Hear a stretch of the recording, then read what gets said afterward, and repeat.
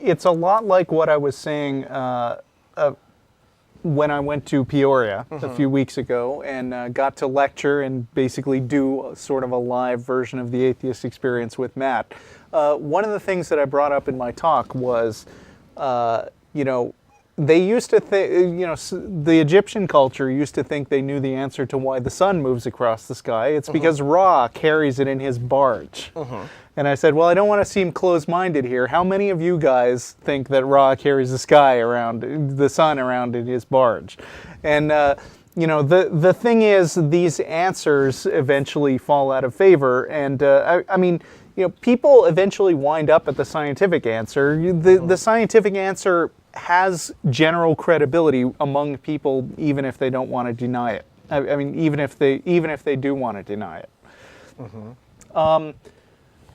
Let's see. But that's the point is they recognize in science an agent of prestige, right? I mean, as much as they can't stand evolution, as much as they can't, they understand. All right, well, this is how we have to go about things in order to be accepted in today's world. So, this is why you get things like the Turin Shroud, and this is why you constantly see creationists trying to create old school creationist beliefs into things that, like intelligent design, make it sound all sciencey. They called it scientific creationism first, when just creationism didn't fly. Right. So creationism evolved basically into more and more sciencey sounding beliefs in an effort to sort of gain legitimacy. But at the same time, they always wanted to bypass the actual scientific method.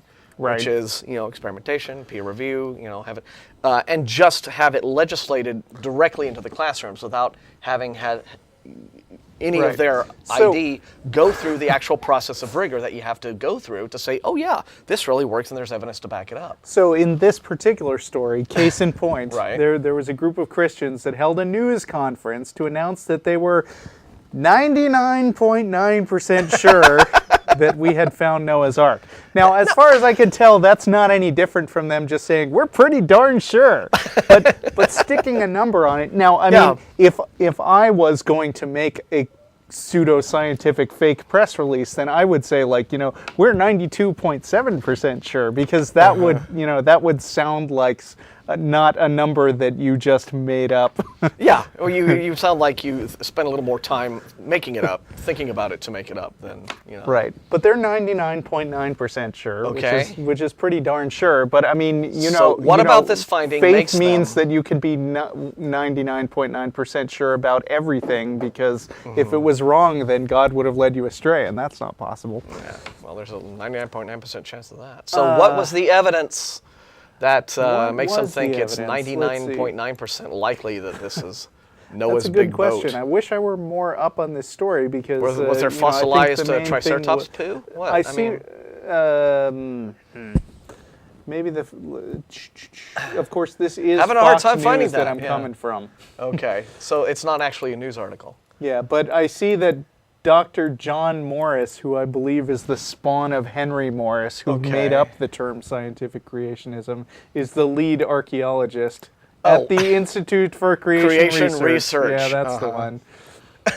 Oh, no, wait. What's he saying? And John Morris says, I'm leaning towards that the Chinese people have been deceived. Oh, so he's point one. He's taking the point one side that this might not be the thing. Is that what he's saying? Yeah. You have this actual ICR guy saying that this might not really... there's a schism, there's a rift. Dr. Randall Price, head of the Judaic Studies at Liberty University, which is Jerry Falwell's outfit. Don't you love this? We have fake newspapers, fake websites, fake universities, fake science. This is great. And it's reported as if it were No wonder they like news. fake hair and fake boobs. And I mean, it's just wonderful. Has been a cohort of the Noah's Ark Ministries international team until 2 years ago. He pulled out of the project, sensing they were being taken advantage of by Kurdish guides who have turned ark searching into a cottage industry. That is just, I mean, they can see them coming from a mile away. Oh boy, here comes some more of those white American Christians. Cha-ching, right? Yeah. So quick, go get the wood bits. So Randall Price, who was in this thing up until 2 years ago, by the way, this is a more recent story than the big press release. I just looked up the last thing I could find. Price said, I think we can't rule out the possibility that this is a hoax because a lot of things, the things that happen in that region of the world, and especially with the Kurdish guides that are involved, are designed to extract money from gullible people. Folks, religious discoveries in a nutshell. Yeah. Okay. Well, even if let's say, setting aside the whole little problem that all of the creationists who believe in Noah's Ark, that believe that it was actually settled on Mount Ararat in Turkey, haven't really understood their scriptures very well because the scriptures don't actually say that the boat came to rest on Mount Ararat. It says that it came to rest on a mountain in a land called Ararat. Okay. Which is one of those weird semantic things, but at the same time, how would you know it was Noah's Ark? Even if you found a boat. Let's say that you went up a mountain and you found a boat, and maybe it was even a pretty big boat. Well, how would you know it was that boat, right? I mean, would you expect to find registration papers in the glovey or what? Saying it's Noah's? Would you expect to see a plaque? Yeah. Or graffiti, or how would, I mean... I don't know. It's just wonderful, wonderful. Okay, so next we got... Well, see, right, we so lost that's that what call, we think of Noah's Ark. we were even able to just go off on that call, even though we lost the call. That was fun. That's what's just one of the wacky things that happens around here. James in Woodbridge, New Jersey, are you there? Yeah. Hi. You guys there? Yeah, we're here. Yeah, the last comment you guys made, you probably find dung on the Ark. Well, yeah, Like fossilized dung. yeah, you'd think, or something, I some sort of suppose. Yeah. traces. Well, anyway, on my Animals. my question, I'm an atheist too, but I haven't gone to church since December because of it was an option whether or not I can go every morning.